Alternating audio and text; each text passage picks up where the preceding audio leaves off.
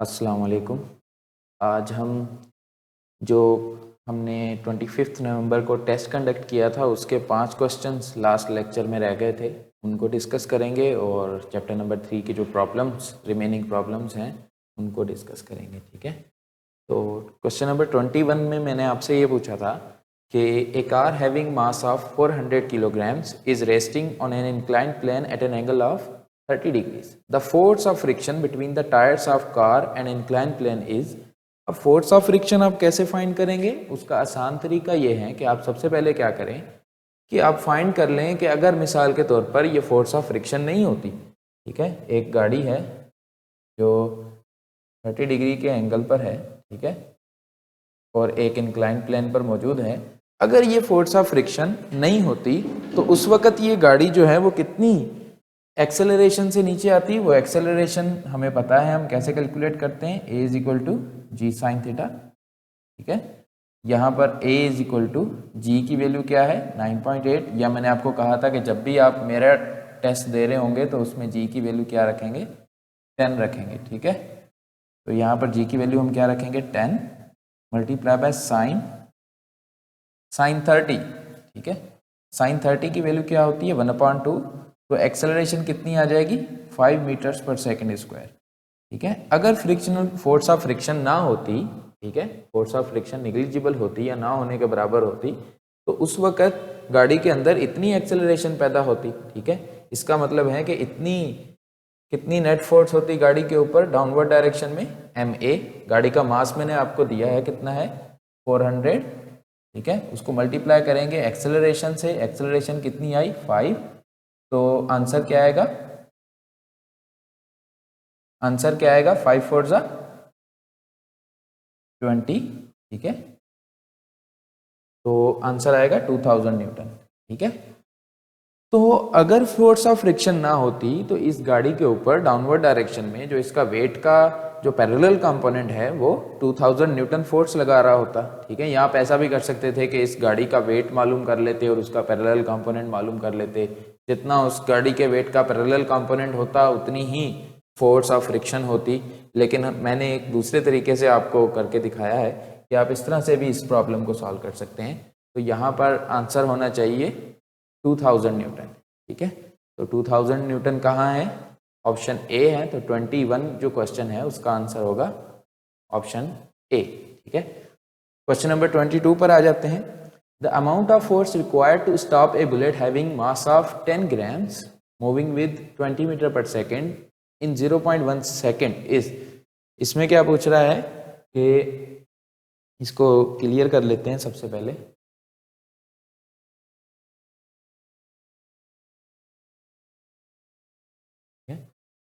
तो इसको रब कर लेते हैं। इसमें ये पूछ रहा है कि कितनी फोर्स रिक्वायर्ड है एक बुलेट जिसका मास जो है वो 10 ग्राम्स है और 200 मीटर पर सेकंड की वेलोसिटी से वो बुलेट मूव कर रहा है। ठीक है, उसको हमने स्टॉप करना है 0.1 सेकंड में। तो 0.1 सेकंड्स में इसको स्टॉप करने के लिए फोर्स कितनी रिक्वायर्ड होगी। अब आपको पता है कि फोर्स जो है वो बराबर होती है किसके, rate of change of momentum.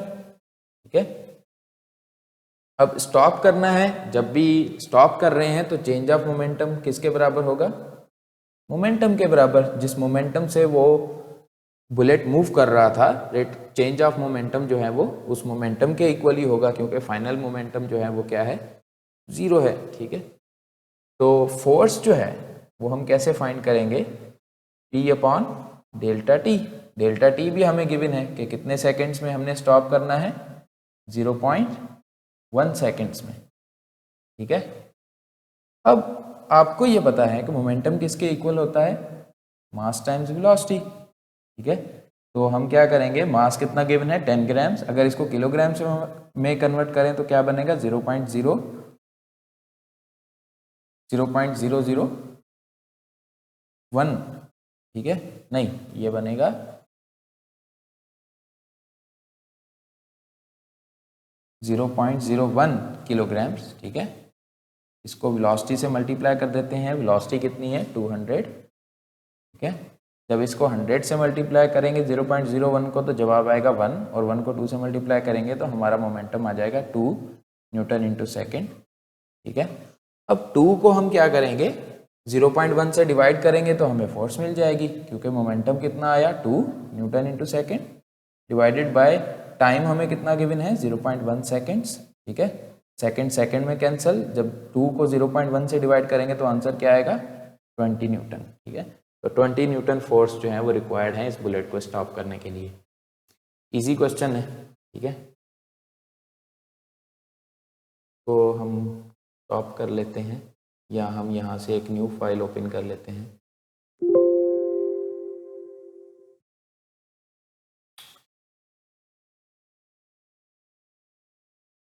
Okay, तो क्वेश्चन नंबर 23 पर आ जाते हैं।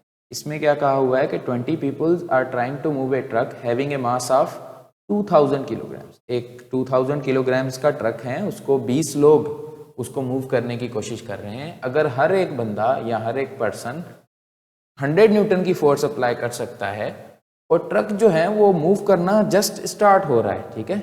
मैंने आपको बताया था कि जब भी कोई बॉडी मूव करना स्टार्ट हो रही होती है तो उस वक्त जो फोर्स ऑफ फ्रिक्शन होती है between the tyres of the truck and the road, वो क्या होगी, लिमिटिंग फ्रिक्शन, ठीक है। और लिमिटिंग फ्रिक्शन को हम कैसे कैलकुलेट करते हैं, F is equal to mu R, ठीक है। पूछा क्या हुआ है आपसे, the coefficient of friction between the tyres of the truck and the road is. अब कोफिशिएंट ऑफ फ्रिक्शन यहां से कैसे मालूम करेंगे, force of friction divided by R. R कितना होता है, क्योंकि ये हॉरिजॉन्टल सरफेस पे है ट्रक, तो आर वेट के इक्वल होगा, और वेट क्या होता है, मास टाइम्स जी। मास ट्रक का कितना है 4, कितना था मास 2000 किलोग्राम्स, ठीक है। तो 2000 को हम मल्टीप्लाई करेंगे जी की वैल्यू के साथ, जो कि मैं 10 रख रहा हूं, तो रिएक्शन फोर्स कितनी आ जाएगी 20,000, ठीक है, 20,000 न्यूटन। उसके बाद फोर्स ऑफ फ्रिक्शन कितनी होगी उस वक्त, क्योंकि 20 पीपल्स फोर्स लगा रहे हैं, ठीक है, और हर एक बंदा 100 न्यूटन फोर्स लगा रहा है, तो इसका मतलब ये है कि 20 लोग मिलके कितनी फोर्स लगाएंगे, 20 मल्टीप्लाई बाय 100 मतलब 2000, ठीक है। और ट्रक मूव करना स्टार्ट हो रहा है, तो इसका मतलब फोर्स ऑफ फ्रिक्शन जो है वो लिमिटिंग फ्रिक्शन की वैल्यू 2000 है। तो हम क्या करेंगे, लिमिटिंग फ्रिक्शन की जगह रखेंगे 2000, उसको डिवाइड कर देंगे वेट के साथ या रिएक्शन फोर्स के साथ, जो कि है 20,000। तो आंसर क्या आएगा जब इसको हम डिवाइड करेंगे 0.1। तो इसका राइट आंसर था ऑप्शन बी 0.1। उसके बाद मैंने पूछा हुआ है कि which of the following statement is true, ठीक है। हम न्यू फाइल ओपन कर लेते हैं। अब कौन सी स्टेटमेंट ट्रू है ये हमें बताना है। पहली स्टेटमेंट क्या है, the ratio of the weight of a body at the surface of earth to the mass of the body, mass of the same body is always constant, ठीक है। मैंने क्या कहा है, वेट का रेशो जो है मास के साथ वो हमेशा कांस्टेंट रहता है, ठीक है। आपको पता है कि W जो है वो इक्वल होता है किसके, मास टाइम्स G, ग्रेविटेशनल एक्सेलरेशन। अगर यहाँ से G की वैल्यू निकालें तो क्या निकलेगी, W/m। देखें W/m का जो रेशो है वो क्या है, कांस्टेंट है ना। W/m से क्या मिलता है, G मिलता है, ठीक है। और G जो है सरफेस ऑफ अर्थ पे कांस्टेंट रहता है, चेंज नहीं होता। तो ये फर्स्ट वाली स्टेटमेंट जो है वो ट्रू है, ठीक है। ऑप्शन ए जो है 24 का राइट आंसर है, ठीक है, ऑप्शन ए। ऑप्शन बी किस तरह से इनकरेक्ट हैं या किस तरह से फॉल्स हैं, लाजमी है कि फर्स्ट स्टेटमेंट जो है वो ट्रू है, तो इसका मतलब बाकी की स्टेटमेंट्स जो हैं वो फॉल्स होंगी। वो देख लेते हैं कि किस तरह से फॉल्स है। बी में मैंने आपको कहा है कि the inertia of the body depends upon the amount of acceleration that is produce in the body.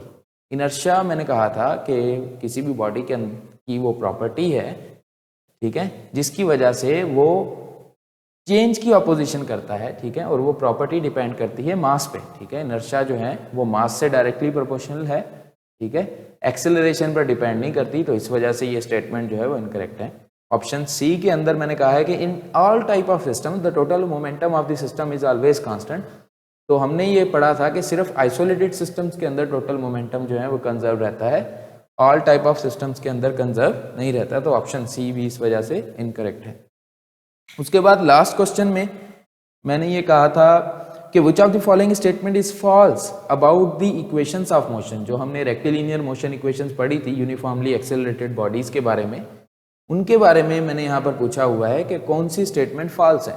Option A के अंदर मैंने क्या कहा है, the equation of motion can only be applied to analyse the motion of the bodies moving in one direction. ठीक है, equation of motion सिर्फ और सिर्फ उन बॉडीज की मोशन को एनालाइज करने के लिए हम अप्लाई कर सकते हैं जो एक डायरेक्शन में मूव कर रहे हैं। बिल्कुल सही बात है। ठीक है, मैंने आपको कहा था linear motion, rectilinear motion equations हैं, तो उन्हीं बॉडीज को एनालाइज कर सकते हैं इन इक्वेशंस को यूज कर जो स्ट्रेट लाइन में मूव कर रही हूँ, जो वन डायरेक्शन में मूव कर रही हूँ।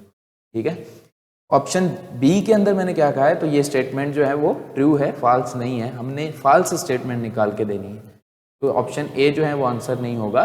ऑप्शन बी पे आ जाते हैं। The equations of motion can be applied to analyze the motion of the bodies whose velocity time graph is straight line. Equation of the motion जो है वो उन बॉडीज की मोशन को एनालाइज करने के लिए हम यूज कर सकते हैं जिसका velocity time graph straight line है। Velocity time graph straight line होने का मतलब क्या है कि एक्सेलरेशन जो है बॉडी के अंदर वो यूनिफॉर्म है। ठीक है, तो हमने इस इक्वेशन का नाम ही ये पढ़ा था कि uniformly accelerated rectilinear motion equations, तो इसका मतलब है कि ये भी स्टेटमेंट ट्रू है।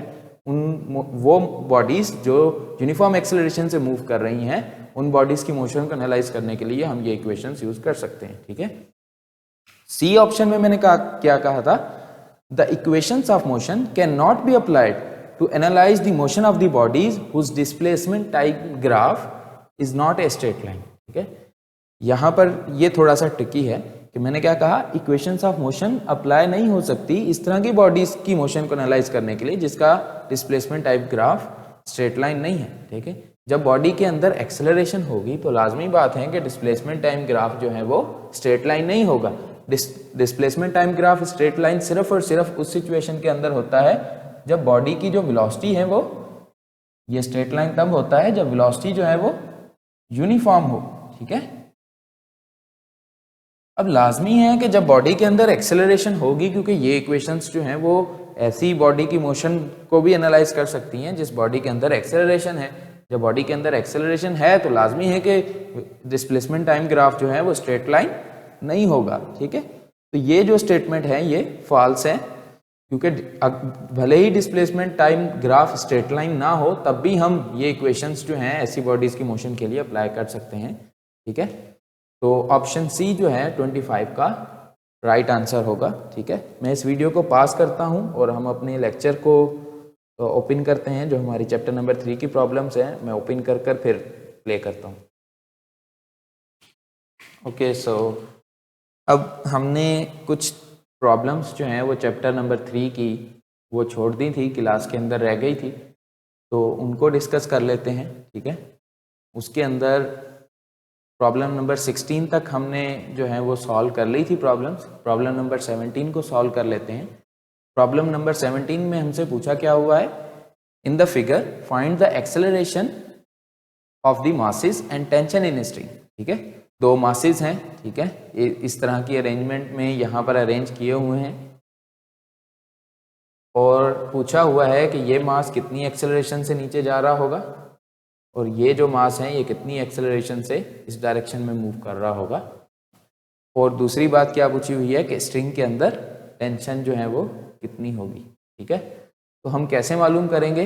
अब आपने जो किताब के अंदर टॉपिक पढ़ा था उसके अंदर जो हमने दो केसेस डिस्कस किए थे उसके अंदर इस तरह का कोई केस नहीं था। ठीक है, उसमें या तो दोनों बॉडीज वर्टिकली मूव कर रही थी या एक बॉडी हॉरिजॉन्टल सरफेस पे थी और एक वर्टिकली मूव कर रही थी। तो ये जो है वो थर्ड केस हैं, या ऐसे समझें कि फोर्थ केस हैं या डिफरेंट केसेस हैं। हम इन प्रॉब्लम्स के अंदर सीखेंगे कि अगर इस तरह के प्रॉब्लम आ जाएं जिसके अंदर इंक्लाइंड प्लेन हो और पुली हो तो उसको कैसे सॉल्व करेंगे। तो सबसे पहले तो हमें ये मालूम करना पड़ेगा कि कौन सी बॉडी जो है वो नीचे जाएगी। ठीक है, क्योंकि अब ये दोनों बॉडीज जो हैं, बॉडी ए और बॉडी बी, वर्टिकली मूव नहीं कर रही। ठीक है, अगर वर्टिकली मूव नहीं कर रही तो इसका मतलब ये है कि लाजमी नहीं है कि जिस बॉडी का वेट ज़्यादा है वही डाउनवर्ड मूव कर रही हो और जिस बॉडी का वेट कम है वही अपवर्ड मूव कर रही हो। यहाँ पर हमें देखना पड़ेगा कि हम क्या करेंगे, वेट के कंपोनेंट्स फाइंड करेंगे। मिसाल के तौर पर हमने यहाँ पर कहा कि बॉडी बी का जो वेट है वो W है, बॉडी 1 का जो वेट है वो W1 है, ये हमें गिवन है कि W2 जो बॉडी बी का वेट है वो कितना गिवन है 147, बॉडी ए का वेट जो है वो कितना गिवन है 90 न्यूटन। ठीक है, अब एंगल जो है वो इंक्लाइन प्लेन का 30 डिग्री गिवन है ठीक है। यहाँ पर भी एंगल क्या होगा, सेम होगा, ये हमने डिस्कस किया था। अच्छा, उसके बाद सबसे पहले तो हम क्या करेंगे, देखें अगर हम बॉडी बी की मोशन को कंसिडर करें, अगर हम इसको क्लियर कर लें और बॉडी बी की मोशन को देखें, तो बॉडी बी के ऊपर कौन कौन सी फोर्सेस लग रही हैं। वेट जो वर्टिकली डाउनवर्ड एक्ट कर रहा है, ठीक है, और रिएक्शन फोर्स सरफेस की, और सरफेस की जो रिएक्शन फोर्स होती है ये भी हमने डिस्कस किया था, हमेशा उस सरफेस से परपेंडिकुलर होती है, ठीक है। तो हम क्या करेंगे, वेट को दो कंपोनेंट्स में डिवाइड करेंगे, दो रेक्टेंगुलर कंपोनेंट्स में डिवाइड करेंगे, ठीक है। एक कंपोनेंट को हमने नाम दिया W परपेंडिकुलर, ठीक है, और दूसरे कंपोनेंट को हमने नाम दिया W पैरेलल। परपेंडिकुलर क्यों कहा, क्योंकि ये इंक्लाइंड प्लेन से परपेंडिकुलर है, ठीक है, और पैरेलल क्यों कहा, क्योंकि ये इंक्लाइंड प्लेन से पैरेलल कंपोनेंट है, ठीक है। अच्छा, जो फोर्स इस बॉडी को नीचे लेके जाना जा रही है, यहाँ पर फोर्स ऑफ फ्रिक्शन जो है ये कंसिडर किया गया है कि जीरो है, ना होने के बराबर है, नेग्लिजिबल है, उसको कंसिडर करना ज़रूरी नहीं है, प्रॉब्लम के अंदर बहुत ज़्यादा फर्क नहीं पड़ेगा, ठीक है। तो अब देखें, जो वेट का परपेंडिकुलर कंपोनेंट है वो तो रिएक्शन के साथ क्या हो जाता है, कैंसल, ठीक है। एक्शन, क्योंकि वेट का perpendicular component vertically downward act कर रहा है और उसके रिएक्शन में ही ये रिएक्शन फोर्स जो सरफेस की नॉर्मल रिएक्शन फोर्स है ये एक्ट कर रही है, जिसकी वजह से ये दोनों एक दूसरे को क्या कर रहे हैं, कैंसिल कर रहे हैं, ठीक है। तो वेट का परपेंडिकुलर कंपोनेंट और रिएक्शन फोर्स एक दूसरे को कैंसिल कर देंगे, तो ये तो लाजमी है कि ये फोर्सेस कोई मोशन पैदा नहीं करेंगी, अनबैलेंस फोर्स नहीं है, ठीक है। अब अनबैलेंस फोर्स बॉडी बी के ऊपर कौन सी लग रही है, W पैरेलल, ठीक है, जो कि इस डायरेक्शन में एक्ट कर रहा है, और टेंशन इन स्ट्रिंग जो इस डायरेक्शन में एक्ट कर रही है, ठीक है। अब इन दोनों में से कौन सी बड़ी होगी, कैसे पता चलेगा, हम पहले W पर पैरेलल देख लेते हैं, ठीक है। W पैरेलल को कैसे फाइंड करेंगे, W पैरेलल कैसे फाइंड करेंगे, अब देखें यहाँ पर एंगल जो है वो कितना है, 30 डिग्रीज, तो एंगल के सामने वाली जो साइड होती है वो क्या होती है, परपेंडिकुलर। किसी भी राइट एंगल ट्रायंगल में अगर हमें हाइपोटेन्यूज गिवन हो और हमें परपेंडिकुलर फाइंड करनी हो तो हम कैसे करते हैं, साइन थीटा को यूज करते हैं, हमने ये डिस्कस किया हुआ है क्लास के अंदर। तो W parallel will be equal to, weight हमें कितना गिवन है 147, साइन एंगल हमें कितना गिवन है 30 डिग्रीज, ठीक है। तो पैरेलल कंपोनेंट जो है वो वेट का कितना आएगा 147, साइन 30 की वैल्यू क्या होती है 1/2, ठीक है। तो पैरेलल कंपोनेंट वेट का कितना आ जाएगा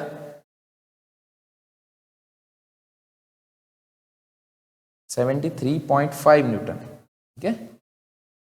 अब देखें, जो इस डायरेक्शन में फोर्स लग रही है बॉडी बी के ऊपर वो कितनी है 73.5 न्यूटन।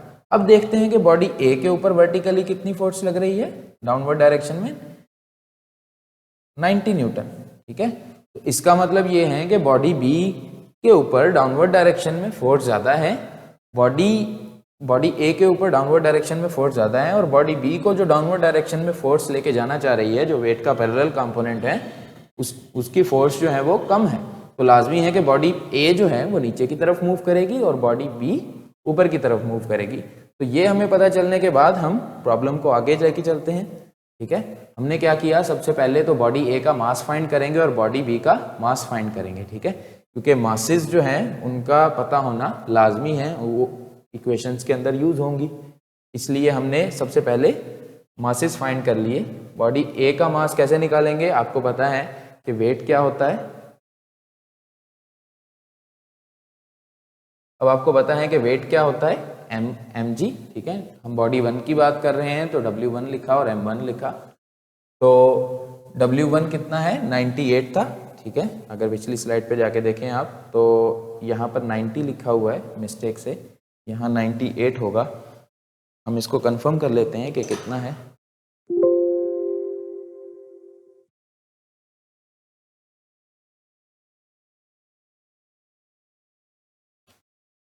ओके, तो ये 98 है, ठीक है, ये 98 है W1। तो नेक्स्ट स्लाइड पे चले जाते हैं। हमने M1 कैलकुलेट किया, M1 कैसे कैलकुलेट करेंगे, W1 को G से डिवाइड कर देंगे, W1 98 है, G की वैल्यू 9.8 है, जब 98 को 9.8 से डिवाइड करेंगे तो आंसर आएगा 10 किलोग्राम। इसी तरह से हमने W2 की इक्वेशन से M2 को फाइंड किया, ठीक है। उसके बाद हम बॉडी ए की मोशन को कंसिडर कर लेते हैं, ठीक है। बॉडी ए किस तरह से मूव कर रही है, अब देखें बॉडी ए की मोशन को कंसिडर कर रहे हैं तो हम देखेंगे बॉडी ए के ऊपर कौन कौन सी फोर्सेस एक्ट कर रही हैं। तो आपको पहले से ही पता है, हम इस तरह के केसेस पहले ही सॉल्व करके आए हैं। बॉडी ए के ऊपर जो है वो दो फोर्सेस एक्ट कर रही हैं। एक तो उसका वेट जो वर्टिकली डाउनवर्ड एक्ट कर रहा है, और दूसरी टेंशन इन स्ट्रिंग जो वर्टिकली अपवर्ड एक्ट कर रही है, ठीक है। और हमने ये कहा था कि नेट फोर्स हम किस तरह से निकालते हैं। हम क्या करते हैं, जितनी भी फोर्सेस किसी बॉडी के ऊपर लग रही हैं उन सबका वेक्टर सम फाइंड करते हैं, ठीक है। हम वेक्टर सम फाइंड करेंगे। नेट फोर्स जो है वो according to Newton second law किसके बराबर होती है, किसके इक्वल होती है, ma के। हम बॉडी ए की बात कर रहे हैं तो यहाँ पर मास जो है वो बॉडी ए का रखेंगे, m1a रखेंगे, ठीक है।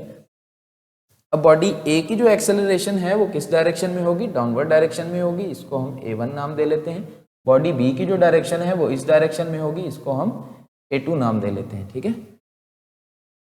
तो अगर देखें वेक्टर इक्वेशंस को, ये इक्वेशन जो है वो वेक्टोरियल फॉर्म में है, इसके साथ डील करना जो है वो मुश्किल है। हम इसको मैग्नीट्यूड फॉर्म में कन्वर्ट कर लें, क्योंकि हम सिर्फ और सिर्फ एक्सेलरेशन और टेंशन के मैग्नीट्यूड्स में इंटरेस्टेड हैं। हमें डायरेक्शंस जो है वो पता है। हमें पता है कि ए बॉडी जो है वो डाउनवर्ड डायरेक्शन में मूव कर रही है, और हमें पता है कि बी बॉडी जो है वो इस डायरेक्शन में मूव कर रही है। तो क्योंकि हमें डायरेक्शंस पता है तो हम सिर्फ और सिर्फ क्या करेंगे, इस इक्वेशन से मैग्नीट्यूड्स फाइंड करेंगे, ठीक है। तो मैग्नीट्यूड्स फाइंड करने के लिए हम क्या करते हैं, इसको रब कर लें, ओके। तो मैग्नीट्यूड फाइंड करने के लिए हम क्या करेंगे, दोनों तरफ का सिर्फ और सिर्फ मैग्नीट्यूड लेंगे। अब आपको पता है कि दो वेक्टर्स वेट और टेंशन, ये दोनों वेक्टर्स जो हैं वो अपोजिट डायरेक्शंस में हैं। इन दोनों के दरमियान में जो एंगल है वो 180 डिग्रीज का है। जब दो वेक्टर्स के दरमियान में एंगल 180 डिग्री का हो तो हम क्या करते हैं कि फर्स्ट वेक्टर के मैग्नीट्यूड, उनका जो वेक्टर सम होता है वो उनके मैग्नीट्यूड की सब्ट्रैक्शन के इक्वल होता है, ठीक है। तो हम यहाँ पर जब इसकी मैग्नीट्यूड इक्वेशन लिखेंगे तो किस तरह से लिखेंगे, W1 माइनस टी। अब आपको याद रहे कि आपने जो पॉजिटिव डायरेक्शन ली थी वो डाउनवर्ड डायरेक्शन में ली थी। अगर आपका आंसर जो है वो नेगेटिव आ रहा है मिसाल के तौर पर, तो इसका मतलब ये होगा कि बॉडी जो है वो अपवर्ड डायरेक्शन में मूव कर रही है, फार्मूला चेंज नहीं होगा, ठीक है। Is equal to m1। अब देखें, जिस एक्सेलरेशन से बॉडी ए डाउनवर्ड मूव कर रही होगी उसी एक्सेलरेशन से बॉडी बी इस तरफ मूव कर रही होगी, क्योंकि ये दोनों बॉडीज कनेक्टेड हैं एक ही स्ट्रिंग के साथ। तो दोनों बॉडीज की एक्सेलरेशन का मैग्नीट्यूड तो सेम होगा ना।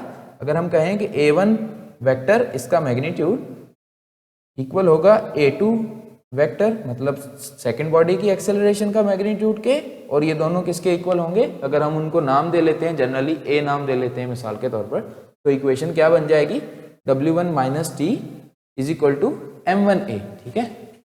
अब आप देखें नेक्स्ट स्लाइड के अंदर जब मैंने बॉडी ए की मोशन को कंसिडर किया है तो मैंने यही इक्वेशन लिखी है, W1 minus T is equal to M1a। यहाँ पर मैंने डायरेक्टली मैग्नीट्यूड फॉर्म में इक्वेशन को लिखा है, क्योंकि हम वेक्टोरियल फॉर्म्स में उनके साथ डील नहीं करना चाह रहे। यहाँ हमें डायरेक्शंस जो हैं वो ऑलरेडी पता है, तो हमें वेक्टोरियल फॉर्म में और ज़्यादा कैलकुलेशन की कॉम्प्लेक्सिटी बढ़ाने का कोई फ़ायदा नहीं होगा, ठीक है। उसके बाद बॉडी बी की मोशन को कंसिडर कर लेते हैं। बॉडी बी के ऊपर इसको हम क्लियर कर लेते हैं ताकि हम बॉडी बी की मोशन को कंसिडर कर सकें। अब देखें बॉडी बी के ऊपर कौन कौन सी फोर्सेस लग रही हैं, एक वेट जो वर्टिकली डाउनवर्ड एक्ट कर रहा है, रिएक्शन फोर्स सरफेस की, और टेंशन फोर्स, ठीक है। अब हमने क्या कहा कि रिएक्शन फोर्स जो है वो लाजमी है, कि रिएक्शन है तो उसका मतलब एक्शन फोर्स भी होगी। इस केस के अंदर एक्शन फोर्स कौन सी है, वेट का वो कंपोनेंट जो रोड से परपेंडिकुलर है, ठीक है। तो जब हम किसी भी वेक्टर को कंपोनेंट्स में डिवाइड कर लेते हैं तो उस वेक्टर को क्या कर देंगे, खत्म कर देंगे, क्योंकि ये इसकी जगह पर हमने क्या किया है, इसके कंपोनेंट्स रख लिए हैं। तो हम सिर्फ और सिर्फ किसको कंसिडर करेंगे, W परपेंडिकुलर और W पैरेलल को, क्योंकि ये दोनों मिलके क्या बना रहे हैं, वेट ही बना रहे हैं ना। वेट की जगह पर हमने उसके कंपोनेंट्स रख लिए हैं। तो W को हम इस प्रॉब्लम के अंदर कंसिडर नहीं करेंगे, क्योंकि हमने उसको उसके कंपोनेंट्स में डिवाइड कर लिया है। अब ये जो W परपेंडिकुलर है और रिएक्शन जो है, अब नेट फोर्स हम कैसे निकालते हैं, आपको पता है कि sum of all forces W parallel plus W perpendicular plus और कौन सी फोर्स है, रिएक्शन फोर्स प्लस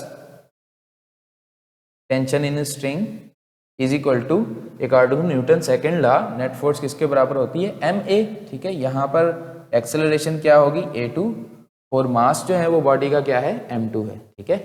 अब आपको पता है W परपेंडिकुलर और रिएक्शन फोर्स दोनों इक्वल हैं और ऑपोजिट हैं क्योंकि एक्शन और रिएक्शन फोर्सेस हैं। तो जब हम इसको मैग्नीट्यूड फॉर्म में कन्वर्ट करेंगे तो इसका आंसर क्या आएगा? 0, ठीक है। क्योंकि जब मैग्नीट्यूड फॉर्म में कन्वर्ट करेंगे, इन दोनों के दरमियान में एंगल 180 डिग्री है, इन दोनों का मैग्नीट्यूड इक्वल है, तो W परपेंडिकुलर माइनस R आएगा, ठीक है। तो उन दोनों का अगर मैग्नीट्यूड इक्वल है तो इनका आंसर क्या आएगा? 0, ठीक है। बाकी हमारी इक्वेशन के अंदर क्या बचेगा? W पैरेलल, ठीक है। अब देखें, डाउनवर्ड डायरेक्शन को हमने पॉजिटिव कंसीडर किया था, W पैरेलल की डाउनवर्ड डायरेक्शन है तो हम इसको अभी भी पॉजिटिव ही लेंगे, ठीक है। और अच्छा, उसके बाद ओके, W पैरेलल हमने इसको पॉजिटिव लिया, इसमें से हम माइनस कर देंगे T को, क्योंकि W पैरेलल और T जो है, ये W पैरेलल और T जो है वो बिल्कुल अपोजिट डायरेक्शंस में है, ठीक है। T की डायरेक्शन ये है और W पैरेलल की डायरेक्शन ये है। तो इस इक्वेशन का जब हम मैग्नीट्यूड कंसीडर करेंगे, वेक्टोरियल फॉर्म से इसको मैग्नीट्यूड फॉर्म में कन्वर्ट करेंगे, तो यहाँ लिखेंगे W parallel minus T is equal to M2। अब देखें, बॉडी B की जो एक्सेलरेशन है वो अपवर्ड डायरेक्शन में है, A2 जो है उसकी डायरेक्शन अपवर्ड है और A1 की डायरेक्शन जो थी वो डाउनवर्ड थी। हमने डाउनवर्ड डायरेक्शन को पॉजिटिव कंसिडर किया था, तो जब अपवर्ड डायरेक्शन को लिखेंगे तो हमें यहाँ क्या लिखना पड़ेगा? -a, ठीक है। मैग्नीट्यूड सेम है लेकिन डायरेक्शन क्योंकि हमने डाउनवर्ड को पॉजिटिव कहा है तो अपवर्ड को क्या लेना पड़ेगा? -a। तो W parallel -t will be equal to -m2a। ये माइनस साइन यहाँ से हटाकर एक मिनट इसको रब कर लेते हैं। ये माइनस साइन जो है वो यहाँ से हटाकर अगर इस तरफ ले आए तो ये इक्वेशन क्या बन जाएगी? T माइनस T पॉजिटिव हो जाएगा और W पैरेलल जो है वो नेगेटिव हो जाएगा। तो ये क्या बन जाएगा? T minus W parallel is equal to M2a, ठीक है। ये इक्वेशन जो है वो मैंने डायरेक्टली यहाँ पर लिखी हुई है, इसको क्लियर कर लेते हैं। देखें, ये इक्वेशन जो है वो डायरेक्टली मैंने यहाँ नहीं, ये इक्वेशन यहाँ लिखी हुई है, ठीक है, डायरेक्टली मैग्नीट्यूड फॉर्म में लिखी हुई है, ठीक है। कहाँ से आई ये आपको पता है, ये हमने क्लास में भी डिस्कस किया था, ठीक है। उसके बाद हमने क्या करना है? सिर्फ और सिर्फ इक्वेशन नंबर 1 और इक्वेशन नंबर 2, ठीक है, दोनों को ऐड करना है। लाजमी है कि हमें टेंशन को एलिमिनेट करना पड़ेगा अगर हम एक्सेलरेशन कैलकुलेट करना चाह रहे हैं, जैसे हमने पहले किया था। तो यहाँ पर हम क्या कर रहे हैं? इक्वेशन 1 और इक्वेशन 2 दोनों को क्या कर रहे हैं? ऐड कर रहे हैं, ठीक है। ऐड करने के बाद लेफ्ट हैंड साइड के साथ ऐड होगी, राइट हैंड साइड के साथ ऐड होगी। अच्छा, W यहाँ पर लिखा हुआ है W2 साइन थीटा, ये इस वजह से लिखा हुआ है कि W पैरेलल जो कंपोनेंट है वो कैसे फाइंड होगा? W2 साइन थीटा से, ये भी हम डिस्कस कर चुके हैं। तो T minus W2 sine theta plus equation number 1 को ऐड कर रहे हैं, तो उसकी left hand side W1 minus T is equal to M1a plus M2a। अब यहाँ पर राइट हैंड साइड में से A जो है वो कॉमन है, तो हमने A कॉमन ले लिया, अंदर क्या बचेगा? M1 plus M2।